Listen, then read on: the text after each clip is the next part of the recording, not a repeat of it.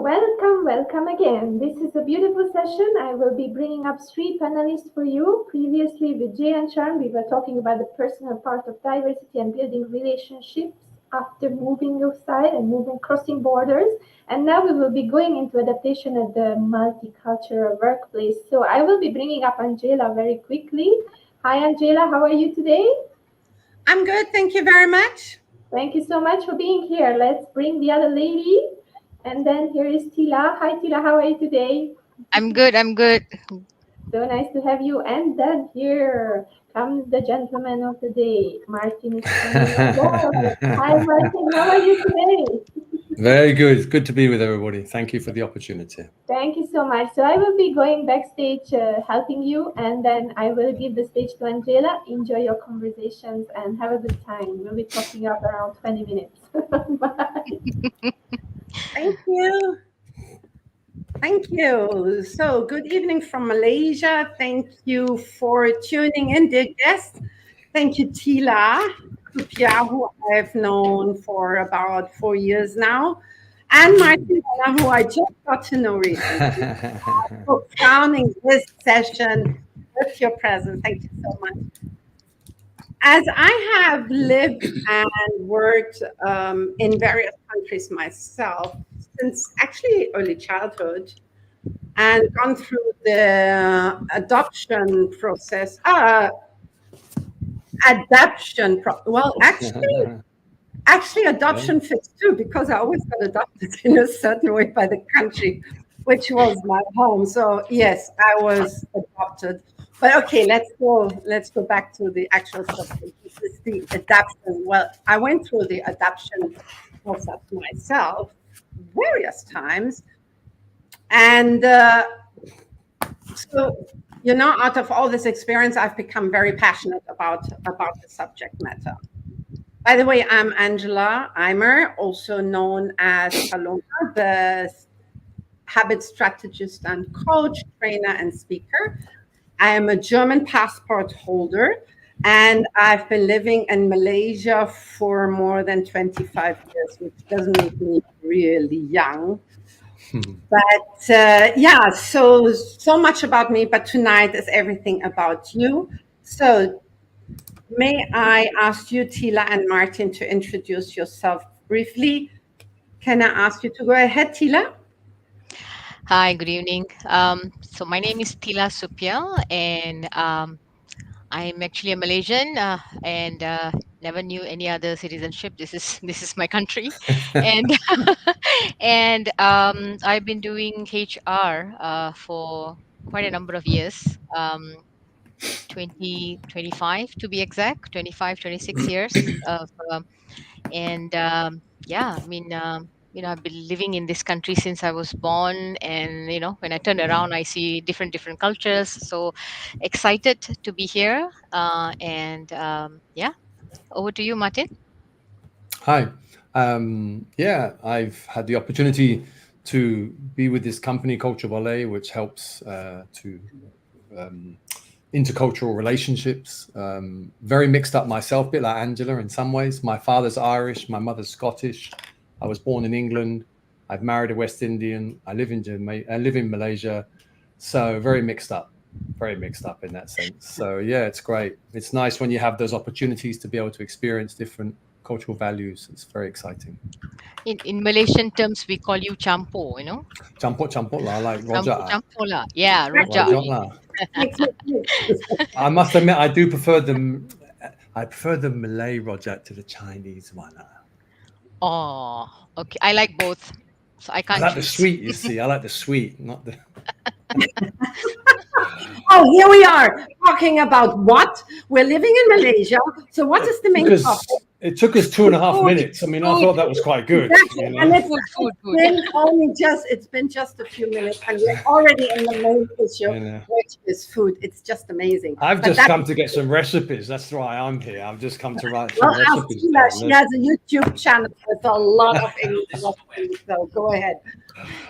Let's jump straight into the topic because we're a little bit limited in time. I would like to ask you both now. Diversity brings different perspectives and ideas on the table, right? Can you share instances where, I call it embracing diverse viewpoints, has led to a creative problem solving or even maybe even enhanced productivity within a team or organization? Tila, is there anything you would like to share? It can either be a personal experience or it could be an experience that you have watched over a team that you've overseen. Yeah. So, I work in the human resource department. So obviously, we deal with a lot of people, and in every aspect of how we do, in an organization, we do have challenges where I think it's not always one person says it all. We always get into a group for problem solving. There's always a team, because at the end of the day, there's always someone who knows different kind of suggestions. Someone else can give a different kind of feedback. So maybe I take an example of my previous organization that I was in, and we had a challenge, and the challenge was in a different country, and we had we were not sure, whether the management was not sure how to go about, right? And then I said, okay, fine, why don't we get the people who we really have to send out come in, sit down with us. So we had engineers, managers, different cultural background coming together, trying to discuss and see how we can, we need this project because that's going to be a huge revenue for us, but how do we go about? So we needed more than just the top management to be in that particular meeting. And let me tell you, that worked wonders. And yeah, we got that project. So I guess sometimes it's not all about just looking at one, when the horse has discovered it's just looking at one way, there's no way for that horse to go anywhere else. So I think, as in a team, in an organization, I think we need to be able to listen. I mean, as you say, right, no feedback means people are not happy to give, but we need to be able to open up the floor, and they feel they have enough trust to open up and share their feedback. So yeah, it's just a small example. Very good. So actually, it was sometimes the solutions are not the big things where you feel like you have to do like hours and hours of drafting and concepts and whatsoever. Sometimes it goes down to something very simple. The thing is only to find it. And sometimes people are very often so stuck, as you said, Tila, Yes, right? of course. So stuck on their way, and not that they are not capable, but they're so focused on one thing that anything else from outside wouldn't work. And that is something with diversity, which is wonderful. Because if you have people who think a little bit different, who have a different background, they have a different perspective. This word came a lot, perspective. And I love the word throughout the first day today. And that is exactly what I think what happens, that different people bring different perspectives, different levels also bring different perspectives, bring things on the table. So it doesn't have to be that only the managers sit together. Sometimes, the lower level, so-called lower level, actually sees what they don't see and has a great idea where people are like, whoa, cool. Actually, that's the right solution. Right? Thank you so much, Tila. That was a wonderful example. Martin, what? Yeah, it reminded me of a situation that the Cultural Relay was invited in. There was a company that set up in one of the southern states of Malaysia, a large factory, and they employed 500 locals, but they brought in, I think it was like 29, I think it was, managers from India. Okay. So the whole management was all from mainland India. But it's interesting because they found that after some time there was a gap starting to appear between the workforce and the management. There was issues going on. When they had a town hall, it was like, well, what's wrong with the staff? And the management were like, aren't Malaysians hungry? Don't they want to eat? Don't they want to eat? What's wrong with them? Why don't they want to work? And then the Malaysian side was, don't they like their family? These Indians, don't they like their family? They're never at home. They're working every hour of the night. They're working over the weekend. Don't they like their families? So you had these two cultural values coming across different ways. So we spent some time, chatted, got down to the river. And the simplest thing, the solution that we came up with, which worked really well, was we said, okay, what you need to do is you need to eat together, because both cultures love food. So we encourage management. You must meet and eat with your team at least twice a week. And also to organize at the weekends, company picnics. And just something as simple as that, it just brought the two sides together. And now they're the leading manufacturer in their specialist field. Wow. Yeah. Okay. First of all, we're back to food. Yeah. We're talking about food in Malaysia. Tila, who is an absolute fabulous cook with Indian food. So we have that covered. So we're actually promoting the YouTube channel, Tila. So, fabulous. No, but yeah, it comes back to what we said before, right? Yeah. How complicated do we have to think in strategies? Sometimes the strategy is right in front of the door and at a very simple level, not super expensive, but you have to find it. And I think that's a wonderful idea. Plus, it apparently, as you say, I bet this has also contributed to the success of the company. I mean, from an HR point of view, that is one of those things where you say, "Ayo, so easy." You know, how nice would it be? We don't have to think complicated. I don't have to come up with a huge budget. You know, you get people in who come up with a simple idea, and ta-da, problem solved. Right? What are your thoughts, Tina? I think we talked about what Martin talked about is building relationship. I think the moment the gap was sort of narrowed the gap with building relationship, understanding each other's culture better. When you start sitting down, you are connecting on a personal level, not on spreadsheets or on emails. You're connecting on a very, very personal level, like, okay, this is I have not eaten this, but I'm going to try this. There's going to be that experiment of eating together where maybe each other don't know certain food and they can introduce. So if you look at it, they're going to get to know each other's culture better. Yeah, and Yeah, culture brings people together, right? Together, Yeah, absolutely. Yeah. So much. That brings me to my second question. Could you share each one of your examples of challenges you have either personally faced or observed as an outsider in multicultural work environments, and any innovative solutions that were implemented to overcome them? Martin, would you like to take the lead on this one, maybe this time? Yeah, just recently we had the opportunity to work with a really excellent German company. They sent over it's unusual for Germans to be so nice, but anyway, that's a side point. But they sent a new GM to Malaysia, and a really brilliant man, great ideas, very forward thinking. He really wanted his staff to come together and be on an equal footing. So he wanted this egalitarian style, equalized workplace, but that's very good in Europe, and it works really well for empowerment. But it's not something that typically here in Malaysia, the workforce is often quite shy. So for the Malaysian workforce, we generally find harmony is important, not necessarily competition.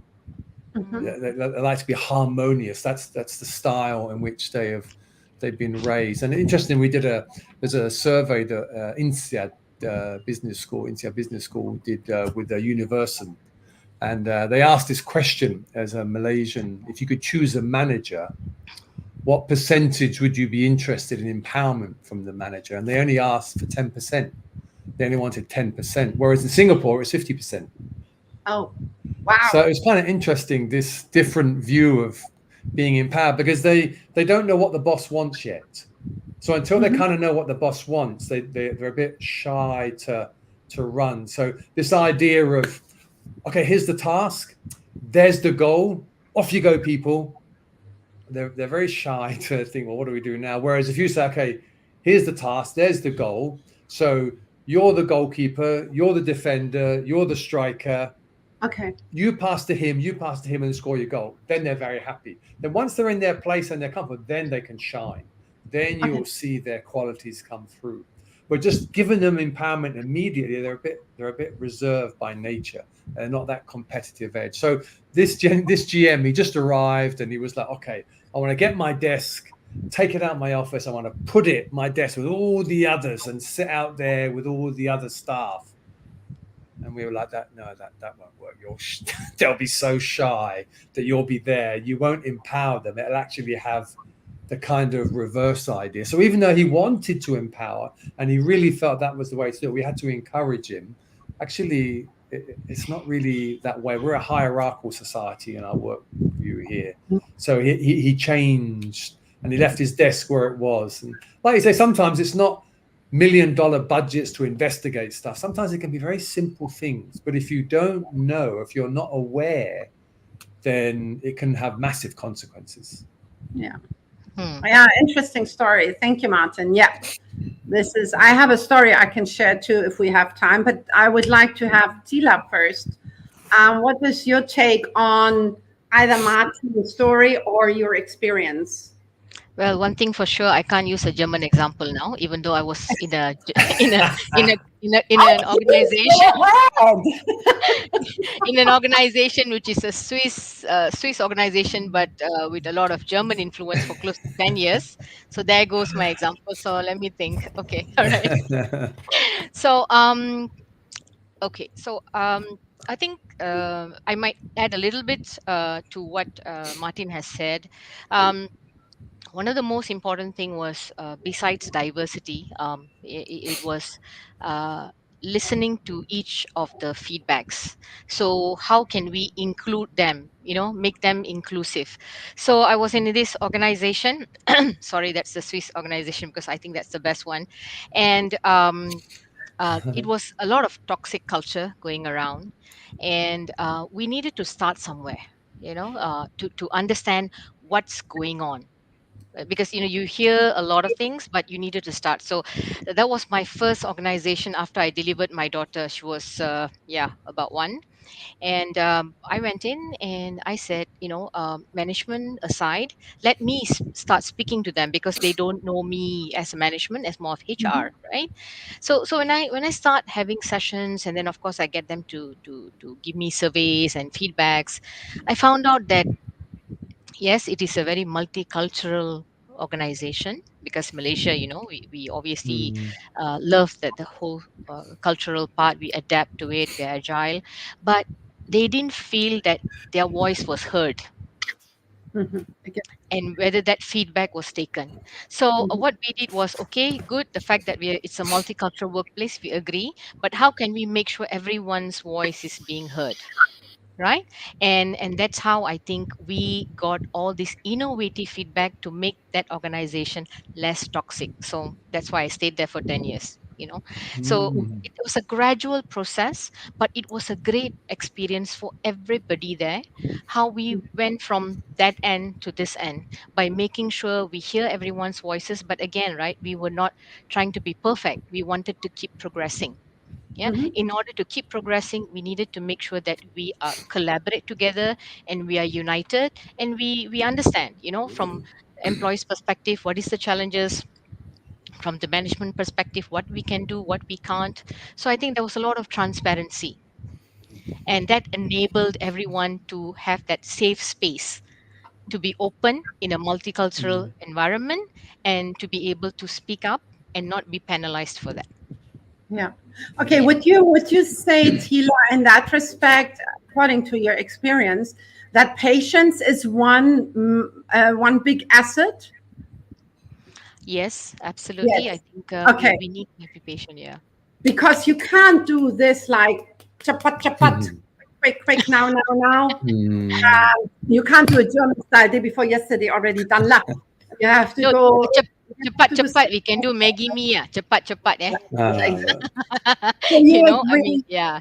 You agree that things like that take time, and am I understanding correctly that you also agree to that developments like that take time? It's kind of a journey, and that we should not push people to go faster because we need to reach that goal, but that we go with mini steps and slowly, and always keeping a focus on the goal, and we can get there. Is that kind of like put it together, your experience? Does that reflect, or please correct me if I'm wrong? Absolutely no forcing. I think you enable people. No forcing, but you enable. And when you create all that particular values and action plans to enable people, I think the organization thrives on its own. Yeah, exactly. We often use the illustration of do you want a banana? Do you want bananas or a bonsai? Because Yeah, a bonsai is going to take time. take But time. once Yeah, you've got it established, it's valuable. It's wonderful. It stands. Well, you want bananas in 6 months' time, you can have bananas, but then it's done. yes. So it's kind of how you want, the organization I'm sort of talking about has been around for a long Yeah. time and probably will be a lot longer Yeah, because of yeah. that long view. Yeah. So would you say, looking at from your both point of view, would you say that diversity in the workplace is rather looked at as a challenge, or would you look at it rather as an asset? What is your take on that? Okay, Martin, between you and me, who wants to start answering first? No, you go ahead. Martin? I would say it can be both. It can be a challenge because it takes extra effort. Yeah. But in the long run, because you've got, like we mentioned at the very beginning, 4 or 5 people coming at the same problem from different angles, Yep. you see a much better overview. We often find that some people here, typically they may be from a certain race who's raised and their schooling is based on their language. And so when they go into the workforce, if they still work with the same community, with the same language, then going forward is a challenge. It's a challenge because it's just one-dimensional. Yeah. It's very one-dimensional. Yeah. But the outcome can be a huge asset, right? Especially if it's diverse, definitely. And more diversity, then it's definitely a better outcome. Tila, yeah? Tila? I think whether good or bad, I think most important is that we have to make sure that we are adaptable to the environment, because wherever you go, multicultural environment is mushrooming everywhere. I mean, even in our food, I mean, you don't want to eat rice and curry every day. We want diverse different, because our palates are like that. So similarly, in a multicultural environment, I know sometimes certain cultures can be a bit stronger in terms of expressing, and while the others are not. I think that's where it's important for us to have a balance to ensure that there are certain harmony within the environment, and also respect, so that each culture is given the respect, equal respect, and they know that come together, let's discuss, and then so I guess respect is also very important in a multicultural environment, to be so that we can enable each other and collaborate better. Yeah. I think, I'm thinking back at this one story that I experienced with my dad many years ago. And I think if I look back, if my dad had done something different, things could have been easier for him and for my dad used to, okay, it's not about his role, but okay, he was the managing director for Adidas Malaysia, and he didn't have a driver. And all his people always said, all his staff, even the suppliers said, Mr. Udo, you have to have driver. Cannot drive yourself all the time. Because it was an establishment thing. You see, all bosses have drivers. It's true, all bosses had drivers. But my father likes to drive. Still, he's 80 and he's still okay. But it was for him, it was like, why the heck do I lose money on a driver? But for his environment, it was like, it was like he was not driving a Mercedes, so the company doesn't look good. It was like driving I'm not a small car, that is not a big brand. Let's say it that way, not without any brands or anything. talking about that. But, the establishment and the recognition and even the suppliers did not feel comfortable with my dad driving himself. It was kind of like, no, not good luck, Well, I think nowadays, that was over 20 years ago. I think if this would happen again today, I think with all the knowledge we have now with mindfulness, etc., I think my dad would look at it from a different point of view and say, like, maybe at least once in a while when I go for big meetings, I take the driver from, the delivery boy gets a driver's suit, right? So it is not only about us, it is about the perception of others. I think perception was one of the key words, as I said earlier, throughout the day today, first day. And I think that is something that is one of the keywords I took back from listening to everybody and talking to you two.